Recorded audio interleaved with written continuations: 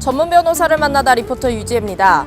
재개발, 재건축 관련 소송이 증가함에 따라 필연적으로 정비사업의 지연이 문제시되고 있는데요. 분쟁, 소송으로 발생하는 사회적 비용은 줄이고 개별 조합원들에 대한 피해 전가를 막기 위한 예방책과 빠른 해결 방안이 필요합니다. 재개발, 재건축 관련 민형사 분쟁에 대한 도움 말씀 주실 법무법인 우송의 김윤건 변호사님을 만나봅니다.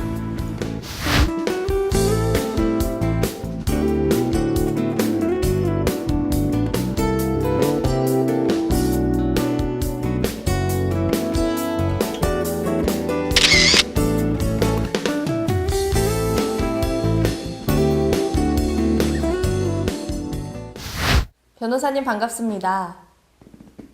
예, 반갑습니다. 네, 말씀에 앞서 법무법인 우송에 대한 간략한 소개 부탁드립니다. 저희 법무법인 우송은 올해 새로 설립되었는데요. 수원지방검찰청 검사장을 지내신 이동기 변호사님과 법원 부장판사로 계셨던 한호영 변호사님이 대표 변호사로 계시고 그 외 각 분야의 전문성을 갖추신 구성원 변호사 5분이 계십니다. 한 변호사가 다양한 분야를 맡는 것이 아니라 앞서 말했듯이 각 분야의 전문성을 갖추신 변호사분들이 그간 쌓아온 경험과 노하우를 바탕으로 의뢰인들에게 높은 만족도를 제공하고 있습니다. 저 또한 판사 시절 쌓았던 업무 처리 능력이나 정확한 사항 판단을 살려 건설 부동산 분야 전문 변호사로서 국민들이 가장 중요한 재산인 아파트나 토지 등에 대해 억울한 일을 당하지 않도록 많은 노력을 기울이고 있습니다. 변호사님께서는 그동안 건설, 부동산 분야에서 전문 변호사로서 활동해 오셨는데요. 특별히 건설, 부동산 분야에 주력하시게 된 계기가 있으십니까? 저는 중앙지방법원 부장판사 시절 서울 민사 33구의 사건을 주로 판결하였습니다. 그 당시 많이 맡았던 사건이 재개발이나 건설, 부동산 분야였습니다. 변호사 기업을 하니까 자연스레 제가 주로 맡았던 분야의 사건을 맡게 되었습니다. 모든 법률이 그러하지만 특히 건설이나 부동산 관련 법률은 굉장히 복잡하고 다양합니다. 따라서 사건을 맡기 위해서는 법률 이론에 대한 해박하고 전문적인 지식이 요구될 수밖에 없습니다.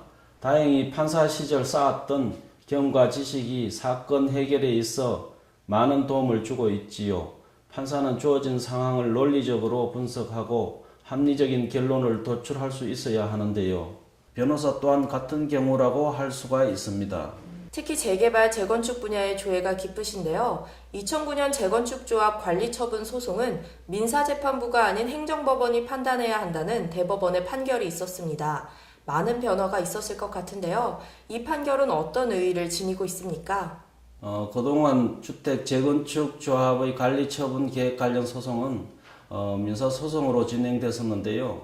말씀하신 2009년 대법원의 그 행정소송 전환 판결에 따라 조합의 관리 처분 계획의 무효를 따지기 위해서는 그 민사소송이 아닌 행정소송을 통해 인가취소를 청구하도록 바뀌었습니다. 당시 주택 재건축 조합은 관할 행정청의 감독 아래 사업을 시행하는 공법인으로 행정 주체의 지위를 갖기 때문에 조합이 수립하는 관리처분 계획은 구속력을 갖춘 독립된 행정처분이라 볼 수 있다는 점을 들어 관련 소송은 민사소송이 아닌 행정소송에 해당된다고 판시한 것이지요. 즉 조합 또는 국가기관이 가지는 공권력을 위임한 조직으로서 그만큼 사업 추진에 있어 신중함을 요구한다고 볼 수 있습니다. 재건축 조합의 결정도 행정처분에 속한다는 말씀이신데 일반적으로 조합원들이 조합의 불법, 탈법 행태를 모니터링하기는 쉽지 않습니다. 대표적인 유형으로는 어떤 것들이 있습니까? 한국형사정책연구원이 조사 발표한 재개발, 재건축 불법 유형 보고서를 살펴보면 대략적인 내용을 알 수 있는데요. 2009년 발표된 당시 보고서에서는 개발 이익만 노린 제3자가 개입해 주민 의사를 왜곡하고 정비계획 제안을 인위적으로 유도하는 주민 제안의 인위적 유도를 시작으로 추진 준비위 소요 비용 증가, 음성적 자금 지원, 조합 총회 파행 운영, 사업 편의 제공 명목 로비, 공직자 대상 로비 등이 언급됐습니다.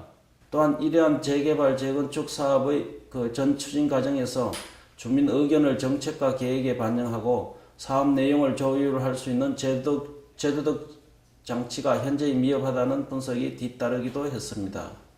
재개발, 재건축 사업의 성패는 조합이 쥐고 있다고 해도 과언이 아닐 텐데요.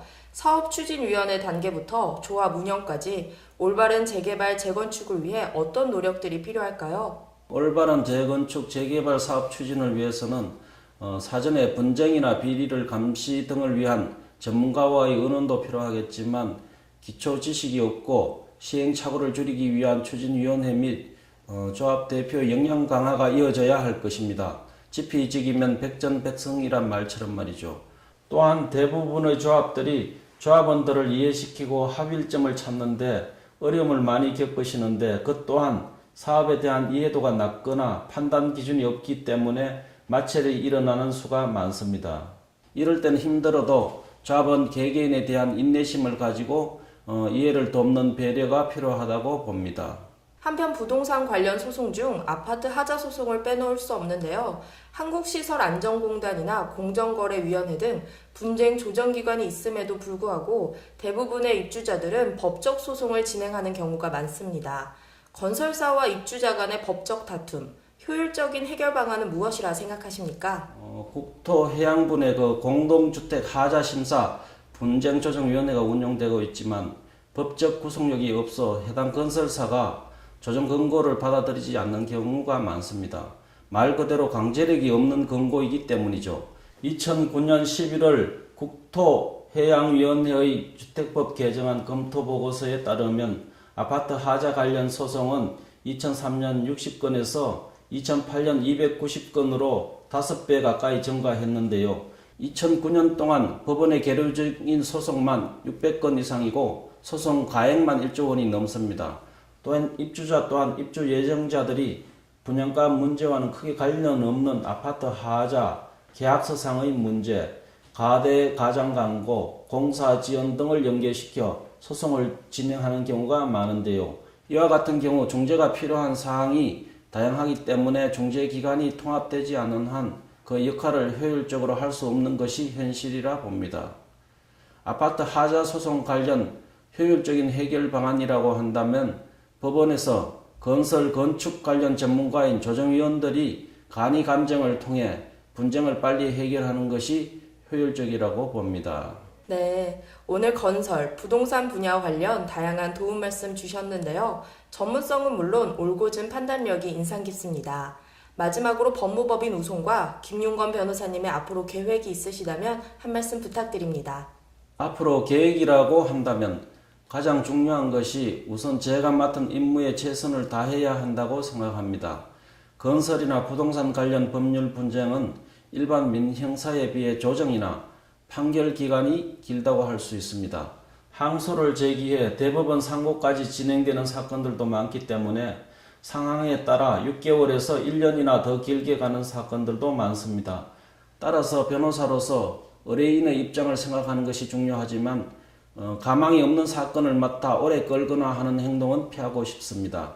변호사도 신성한 법을 행하는 법조인이기 때문에 판사, 검사와 마찬가지로 공정하고 정의롭게 행동하는 자세가 필요합니다.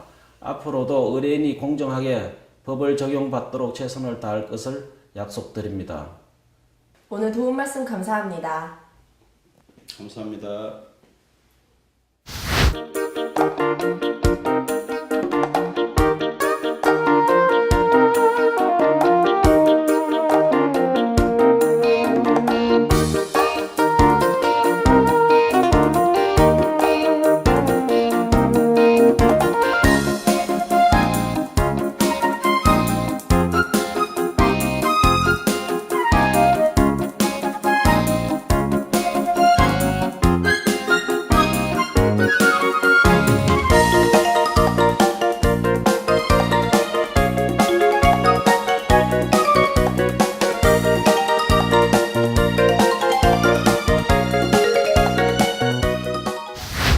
오늘은 법무법인 우송의 김용건 변호사님을 만나 다양한 도움 말씀 들어보았습니다.